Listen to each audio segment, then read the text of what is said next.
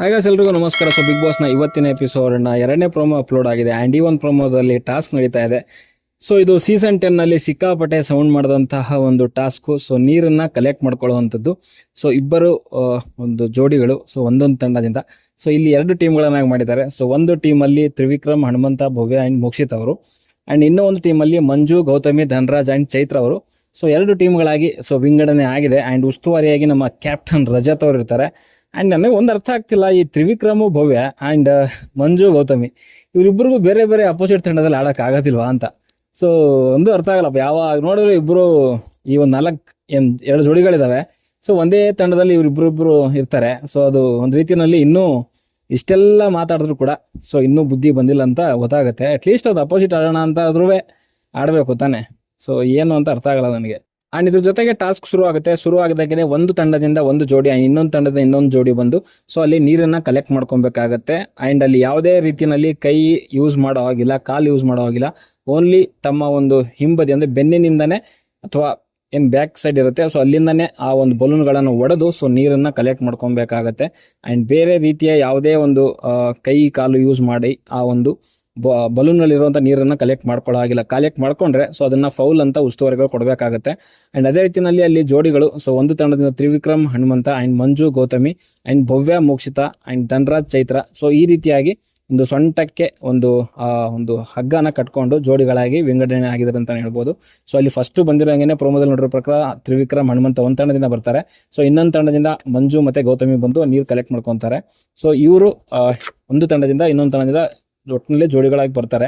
So ಅಲ್ಲಿ second ಬಂದಂಥ ಒಂದು ಭವ್ಯ, ಮೋಕ್ಷಿತ ಆ್ಯಂಡ್ ಧನರಾಜ್, ಚೈತ್ರ ಏನಿದೆ ಸೊ ಅಲ್ಲಿ ಚೈತ್ರ ಅವರು ಕೈಯಿಂದ ನೀಟಾಗಿ ಹೊಡೆದು ಆ ಬಲೂನ್ನ ಹೊಡಿತಿರೋವಂಥದ್ದು ನೀಟಾಗಿ ಕಾಣಿಸ್ತಾ ಇದೆ. ಸೊ ಇದನ್ನೇ ಬೇಡ ಅಂತ ಹೇಳುವಂಥದ್ದು, ಅಂದರೆ ತಪ್ಪು ಗೊತ್ತು ಕಾಣೋ ರೀತಿಯಲ್ಲಿ ಮಾಡುವಂಥದ್ದು, ಅದು ನಿಜವಾಗ್ಲೂ ದೊಡ್ಡ ತಪ್ಪದು. ಓಕೆ, ತಪ್ಪು ಮಾಡ್ಬೇಕು ಅಟ್ಲೀಸ್ಟ್ ಹೆಂಗೆ ಅಂತಂದರೆ ಕಣ್ಣಿಗೆ ಕಾಣದೇ ರೀತಿಯಲ್ಲಿ ಮಾಡಿದ್ರೆ ಓಕೆ, ಅಟ್ಲೀಸ್ಟ್ ಅವರು ತಕ್ಕ ಮಟ್ಟಿಗೆ ಸೇಫ್ ಆಗ್ತಾರೆ. ಬಟ್ ಆದರೆ ಇಲ್ಲಿ ಕಣ್ಣಿಗೆ ಕಾಣೋ ರೀತಿಯಲ್ಲಿ ಅಷ್ಟು ನೀಟಾಗಿ ಕೈಲಿ ಮೊಳಕೆಯಿಂದ ಹೊಡಿತಾ ಇದ್ರೆ ಯಾರಿಗಾದ್ರೂ ಕಾಣಲ್ವಾ? ಸೊ ಅಲ್ಲಿ ರಜತ್ ಅವರು ಫೌಲ್ ಕೊಡ್ತಾರೆ. ಇದು ಮಂಜು ಅವ್ರ ತಂಡದಿಂದ ಸೊ ಚೈತ್ರ ಅವರು ಮಾಡಿದಂಥ ಫೌಲು. ಸೊ ಇದಾದ್ಮೇಲೆ ಇನ್ನೂ ಒಂದು ಅಲ್ಲಿ ಕಿತ್ತಾಟ ಶುರುವಾಗಿರುವಂಥದ್ದು ಹನುಮಂತ ಮತ್ತು ತ್ರಿವಿಕ್ರಮ್ ಅವರು. ಸೊ ಒಂದು ಬಲೂನ್ನ ಮೊಳಕೆಯಿಂದ ನೀಟಾಗಿ ಹಿಂಗೆ ಕೆಳಗಡೆ ಎಳ್ಕೊಂಡು ಏನು ಮಾಡ್ತಾರೆ ಅಂದರೆ ಅದು ಹಗ್ಗ ಕಡಿದು ಕೆಳಗಡೆ ಬೀಳುತ್ತೆ ಬಕೆಟಲ್ಲಿ. ಸೊ ಅದು ಇಂಟೆನ್ಷನ್ ಇಟ್ಕೊಂಡು ಮಾಡಿದ್ರ ಅಥವಾ ಏನು ಮಾಡಿದ್ರ ಗೊತ್ತಿಲ್ಲ, ಬಟ್ನಲ್ಲಿ ಅದು ಮೊಳಕೆಯಿಂದನೇ ತಳ್ಳಿ ಬಿದ್ದಿರೋವಂಥದ್ದು. ಬಟ್ ಅದು ರಜತ್ ನೋಡಿಲ್ಲ ಅಂತ ಅನ್ಸುತ್ತೆ. ಅಲ್ಲಿ ಮಂಜು ಮತ್ತೆ ಏನು ಅವ್ರ ತಂಡದವರು ಇದ್ದಾರೆ ಸೊ ಅದನ್ನ ಅಲ್ಲಿ ರೈಸ್ ಮಾಡ್ತಾರೆ ವಾಯ್ಸು, ಸೊ ಹಿಂಗೆ ಬಿದ್ದಿದೆ ಅಂತ. ಬಟ್ ಅಲ್ಲಿ ಕಿತ್ತಾಟ ಎಲ್ಲ ಶುರು ಆಗಿದ್ದಾದ್ಮೇಲೆ ರಜತ್ ಹೇಳುವಂಥ ಮಿಸ್ ಆಗಿ ಬಿದ್ದಿರ್ಬೋದು, ಇಂಟೆನ್ಷನ್ ಇಟ್ಕೊಂಡು ಬೀಳ್ಸಿಲ್ಲ ಅಂತ ಹೇಳ್ತಿದ್ದಾರೆ.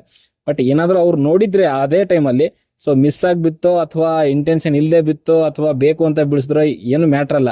ಒಟ್ಟಿನಲ್ಲಿ ಅದು ಫೌಲ್ ಅಂತ ಅಂದಮೇಲೆ ಅದು ಫೌಲ್ ಅಂತ ಕೊಡಬೇಕಿತ್ತು ಅಲ್ಲೇನೆ.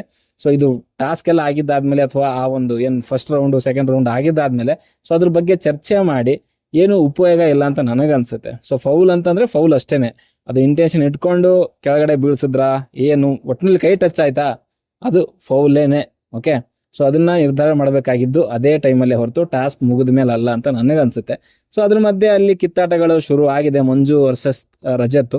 ಸೊ ಇದಂತೂ ಇದ್ದಿದ್ದು ಏನು ಮಾಡ್ಲಿಕ್ಕೆ ಆಗಲ್ಲ. ಆ್ಯಂಡ್ ಮಂಜು ಅವ್ರ ತಂಡದವರು ಕೂಡ ಅಲ್ಲಿ ಫೌಲ್ ಆಗಿದೆ ಚೈತ್ರ ಅವ್ರದ್ದು. ಸೊ ಅದಕ್ಕೆ ಫೌಲ್ ಕೊಟ್ಟಿದ್ದಾರೆ. ಸೊ ಇದಕ್ಕೆ ಕೊಟ್ಟಿಲ್ಲ ಅಂತಂದಾಗ ಆಬ್ವಿಯಸ್ ಆಗಿ ಮಂಜು ಆ್ಯಂಡ್ ಅವ್ರ ಟೀಮ್ ಅವರು ರೊಚ್ಚಿಗಳಂಥದ್ದು ಸರ್ವೇ ಸಾಮಾನ್ಯ. ಓಕೆ, ಸೊ ಟಾಸ್ಕ್ ನಡೆಯೋ ಟೈಮಲ್ಲಿ ಇದೆಲ್ಲ ಮಾಮೂಲಿ. ಆ್ಯಂಡ್ ಸೀಸನ್ 10ರಲ್ಲಂತೂ ಕಾರ್ತಿಕ್ ಮತ್ತೆ ನಮ್ಮ ವಿನಯ್ ಅವ್ರ ಮಧ್ಯೆ ಅಂತೂ ಸಿಕ್ಕಾಪಟ್ಟೆ ಕಿತ್ತಾಟ ಆಗಿತ್ತು.